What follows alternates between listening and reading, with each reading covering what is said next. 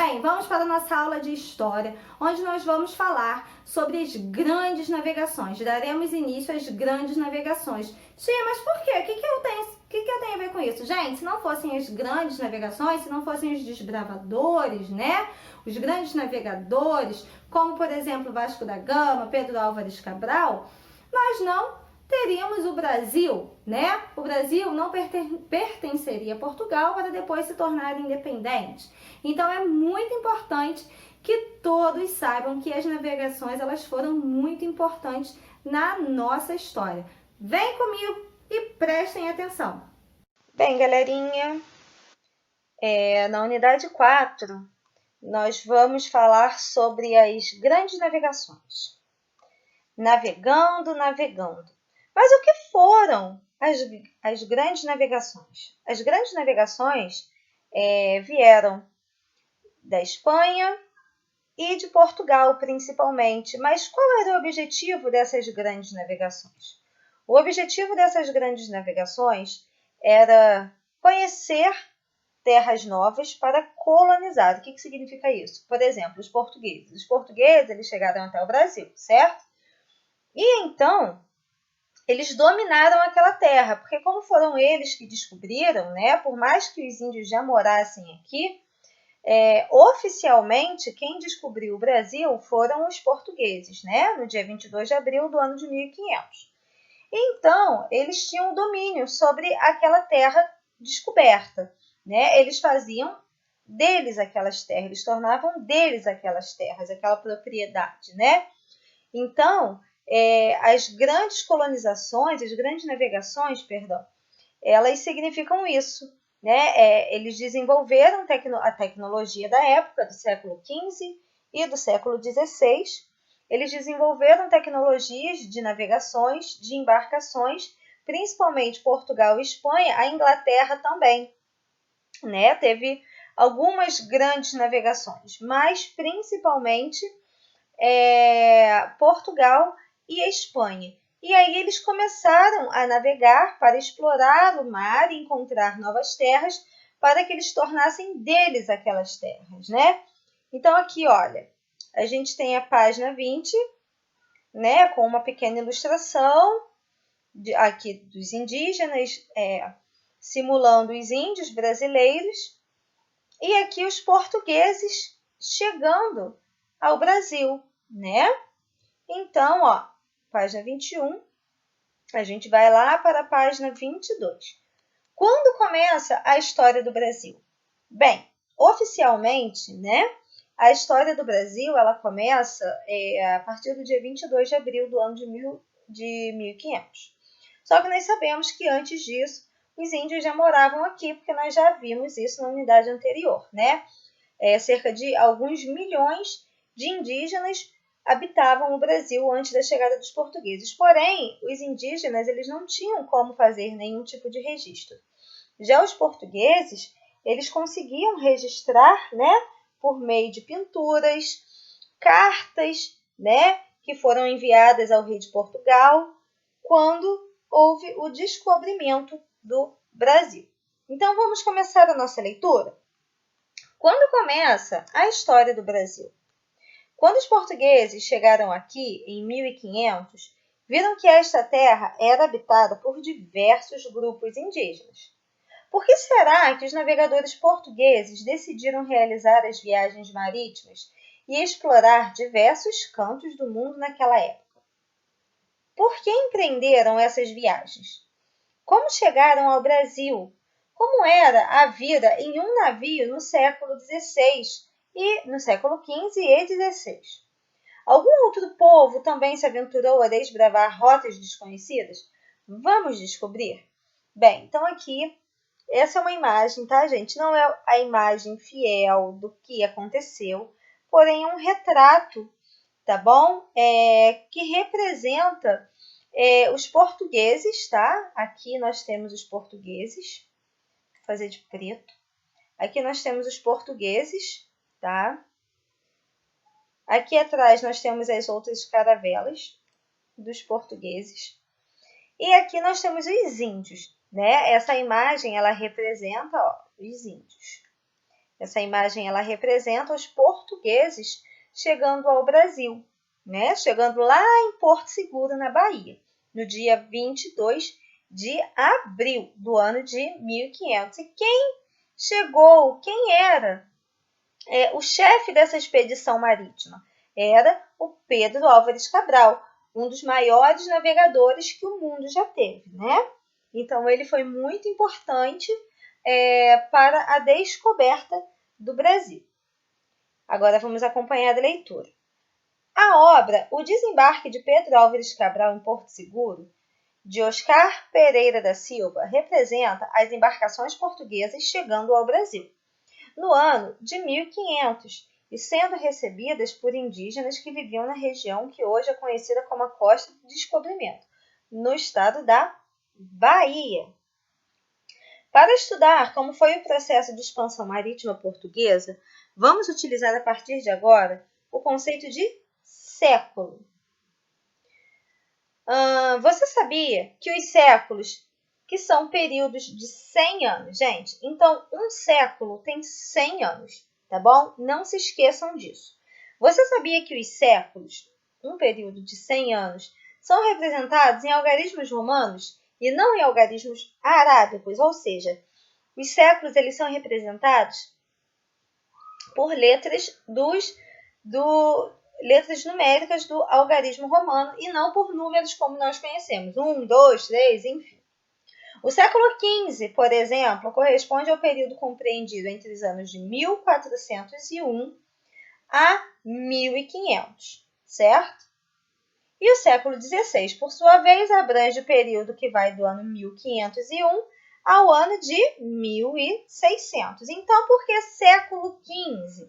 Vocês se lembram que eu falei com vocês que nós utilizamos o calendário gregoriano e que ele começou a ser contado a partir da data do nascimento de Jesus Cristo?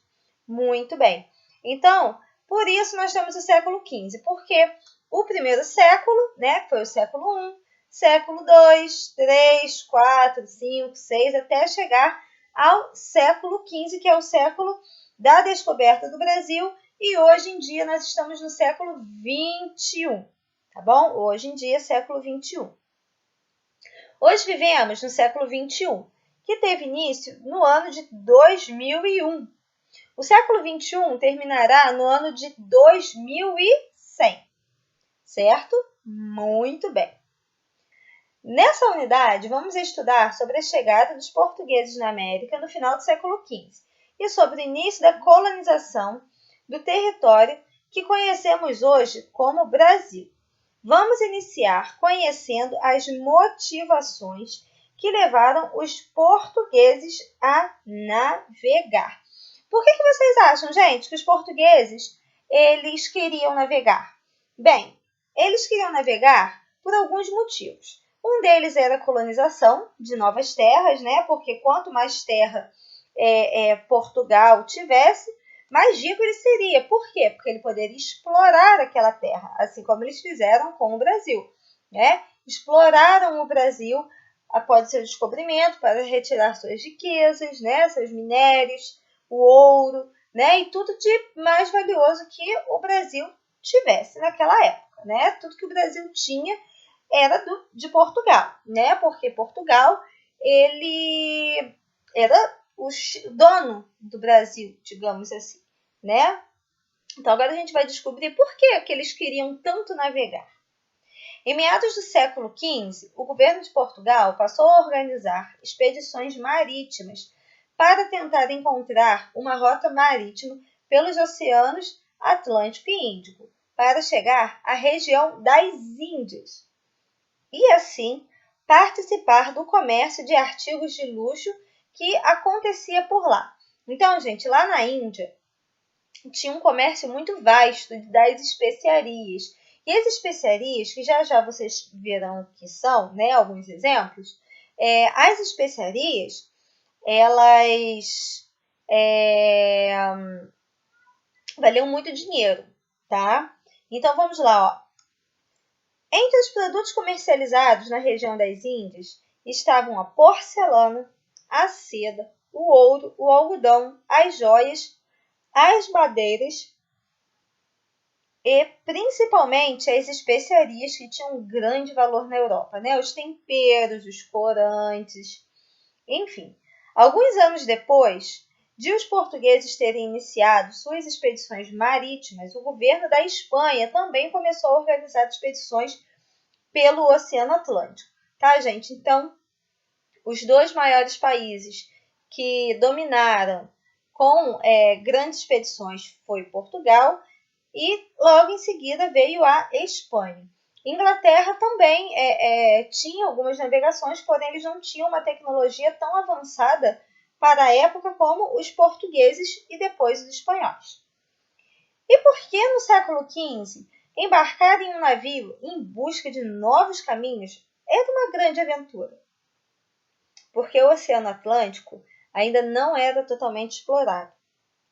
O mundo conhecido pelos europeus até então resumia-se em algumas partes da África e da Ásia. Eles ainda não sabiam da existência da América, da Antártica, nem da Oceania. Por isso, os navegadores europeus tinham de se preparar para explorar caminhos e regiões até então desconhecidos por eles. As expedições marítimas europeias pelos oceanos ficaram historicamente conhecidas como grandes navegações. Esse período foi marcado por uma intensa produção de mapas, visto que todos os anos eram descobertos vários novos territórios pelos europeus. Muitos desses mapas eram ilustrados com criaturas marítimas que simbolizavam os medos dos navegadores diante dos mistérios do oceano. Observe no mapa abaixo algumas criaturas marítimas ilustradas pelo cartógrafo. O cartógrafo é a pessoa que faz o mapa, tá, gente? Então, olha aqui, ó. Eles achavam, né, que tinham monstros no mar. Mas, tia, por que eles achavam que tinha monstros no mar? Que haviam monstros no mar? Porque, gente, eles não tinham uma tecnologia como nós temos hoje em dia. Então, eles iam na cara e na coragem, né? Eles estudavam um pouco, eles sabiam um pouco sobre onde eles estavam indo, mas eles não tinham aquela certeza absoluta, né? Eles tinham uma bússola que acompanhava eles, né? Para fazer a orientação da localização norte-sul, leste-oeste, sudeste, noroeste, enfim. Mas eles não tinham uma certeza absoluta. Tanto que o Brasil, a gente não tem a certeza sobre a descoberta dele. Para a descoberta do Brasil, nós temos duas hipóteses. A primeira hipótese é que os portugueses eles estavam indo a caminho das Índias, certo? E aí, sem querer, esbarraram no Brasil, nas terras brasileiras. E a outra hipótese é de que os portugueses eles já sabiam que havia essa terra que hoje é o Brasil. Só que eles saíram em segredo. Por quê? Porque se eles falassem, os espanhóis poderiam passar à frente deles. Então eles fizeram uma navegação escondida. Por isso que hoje em dia o Brasil tem duas teorias para o seu descobrimento. A primeira é que por acaso o Brasil foi descoberto, né? Sem querer, os portugueses estavam a caminho das Índias. E a outra hipótese é que eles vieram em uma missão secreta, né? Para que ninguém descobrisse que eles estavam saindo em navegações para encontrar novas terras. Tá bom, gente? Então, olha aqui, ó. Essa é uma imagem de um suposto mapa onde os navegadores temiam, né? Eles imaginavam grandes monstros, grandes aberrações no fundo do mar. Porque, afinal de contas, o mar ele é um lugar inóspito, né? Ele é um lugar que a gente não sabe muito bem onde a gente está indo. A gente tem uma noção, mas pode ser que no meio do caminho aconteça alguma coisa, certo? Então, agora a gente vai lá para a página 24. Algumas imagens, algumas viagens marítimas portuguesas. Os portugueses e outros povos da Europa, da África e da Ásia já faziam viagens marítimas de curtas distâncias entre antes do período das grandes navegações. Então, o que acontecia? A Europa, a África, a Ásia, né, eles já faziam algumas viagens, mas não eram viagens tão intensas, até porque eles não conheciam a fundo o mar, né? Eles não conheciam as orientações, as localizações, certo? Então, eles faziam viagens, mas que nessas viagens eles nunca sabiam se iriam voltar para casa ou não. Para conseguir as especiarias do Oriente, os comerciantes utilizavam as rotas comerciais do mar Mediterrâneo, além de rotas terrestres. Essas rotas também eram usadas por diversos outros povos desde os tempos antigos. A partir de 1453, ainda no século XIV, essas rotas marítimas, principalmente as do mar Mediterrâneo, passaram a ser disputadas pelos turcos, genoveses e venezianos.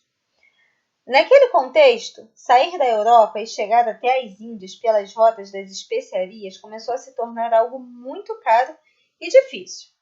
Assim, Portugal começou a investir em pesquisas para encontrar uma nova rota marítima pelos oceanos para chegar às Índias.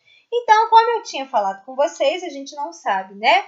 Se nessa nova rota que o Portugal criou foi onde ele encontrou o Brasil por acaso, né? Por quê? Porque muitas pessoas ir até as Índias para conseguir especiarias, para conseguir qualquer outro tipo de material, ouro, madeira, enfim, era muito lucrativo, né? Por quê? Porque, por exemplo, eles compravam na Índia R$1 e lá na Europa eles vendiam a 40, 50 reais. Então, eles tinham muitos lucros com essa venda. Só que todo mundo queria ir, porque, opa, é bom, então vamos todo mundo vai comigo, certo? Todo mundo vai chegar lá, vai comprar, e na hora de revender, a gente revende mais caro no lugar onde a gente mora. Só que o que acontece? As viagens começaram a ficar muito disputadas, porque muita gente queria fazer essa viagem, né? Então, a partir do momento que começa a ser muito disputado, automaticamente o valor da viagem foi aumentando, porque o preço dos produtos, o valor dos produtos utilizados naquelas viagens, eles começaram a ficar mais caros. Então, Portugal pensou, gente, e aí, o que a gente faz? E então, gente, vamos descobrir um outro caminho, não é possível, o oceano é muito grande, um caminho só não vai dar muito certo para todo mundo, né? E aí eles bolaram, né, com a ajuda do mapa, da bússola, dos estudiosos da época, eles bolaram uma nova rota, né? Para quê? Para que ficasse mais em conta as viagens deles até as Índias. A obra A Partida de Vasco da Gama para a Índia, do artista Alfredo Roque Gameiro, representa o navegador português partindo às Índias em 1497. Então, ó, aqui a gente tem Vasco da Gama, ó. Tá bom, gente? Muito bem.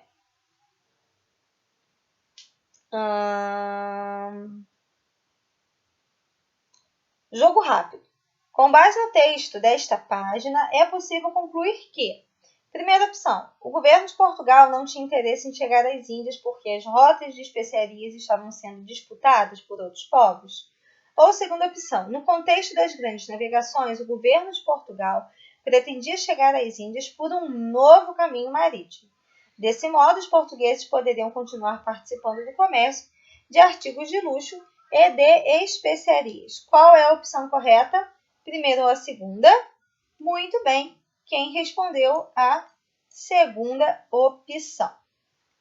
Agora a gente vai para a última página, que é a página das especiarias. A importância das especiarias. Tá? Agora a gente vai descobrir um pouquinho, vai ver um pouquinho sobre essas especiarias. Os artigos de luxo e as especiarias eram comprados por um preço baixo nas Índias e depois vendidos com enormes lucros na Europa. Então, eu já falei isso com vocês, né? Por exemplo, eles compravam a R$1 na Índia. Quando eles chegavam na Europa, né, lá no país deles, na Espanha, na França, na Itália, enfim, em Portugal, aquelas especiarias que o governo havia comprado por um valor muito baixo, eles revendiam a um custo muito alto. Então, o valor que era revendido era muito alto, certo? Então, vamos lá. Ó. As principais especiarias da época eram o cravo da Índia, o gengibre, a noz moscada, o incenso de olíbano, a cânfora, a canela, a pimenta do reino, o açafrão, o coentro e a mostarda. Tá, gente? Mas não é aquele vidro de mostarda que a gente conhece, que a gente compra amarelinho no mercado, não. Era o grão da mostarda, tá? Elas eram usadas como tempero na conservação dos alimentos e como remédio. Também eram utilizadas para fazer óleos, cosméticos e incensos para disfarçar o cheiro dos alimentos e para dar mais sabor a eles. Além disso, serviam para tingir tecidos. Então, gente, eles serviam como temperos, né?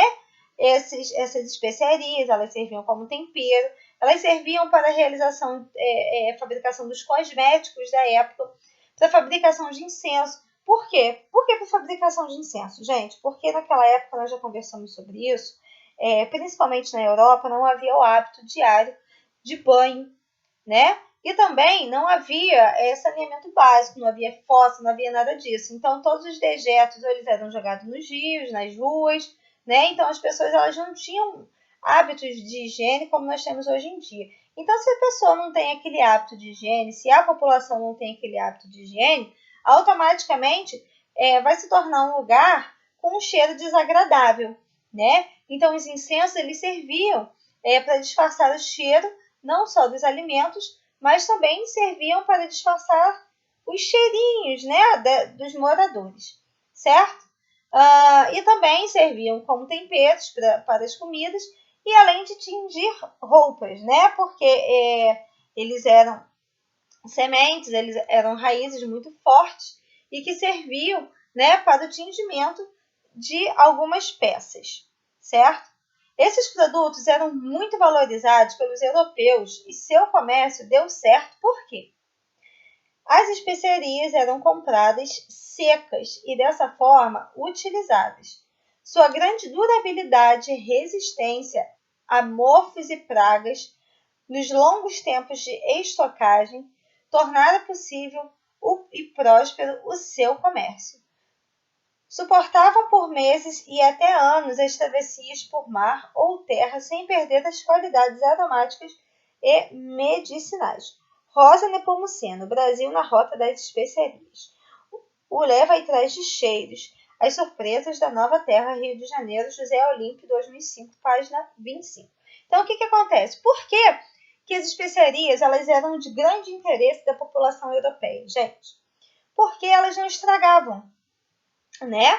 E naquela época, no século XIV, no século XV, não havia o armazenamento correto das comidas, né? O armazenamento de vários itens. Por quê? Porque não havia geladeira. Então, eles davam preferência em comprar tudo aquilo que tinha maior durabilidade, que não apodrecesse, que não estragasse, certo? Muito bem. Agora a gente vai aqui para uma perguntinha da última página de hoje. É verdade? Segundo o texto de Rosa Nepomuceno, as especiarias eram compradas secas. Imagine, por exemplo, um punhado de cravos da Índia ou um pote de pimenta do reino. Exatamente por serem artigos secos. Especiarias como essas resistiam bem às longas viagens marítimas e não estragavam. É verdade ou não, gente? Sim, é verdade. Elas não estragavam. Por quê? Porque elas são especiarias secas, que resistem ao tempo. Então, elas resistem ao tempo e elas não perdem as propriedades delas, né? Elas não perdem o cheiro, elas não perdem o sabor, porque elas estão secas. Ok, galerinha? Bem, a nossa aula de história fica por aqui, tá bom? A gente vai fazer atividades na plataforma. Ok, galerinha? Bem, fiquem com Deus. e até a nossa próxima aula. Tchau, tchau, galera! Bem, essa foi a nossa aula de história. Espero que todos tenham compreendido e visto o quanto importante foram as grandes navegações, tá bom? Um beijo, fiquem com Deus e até amanhã, galera!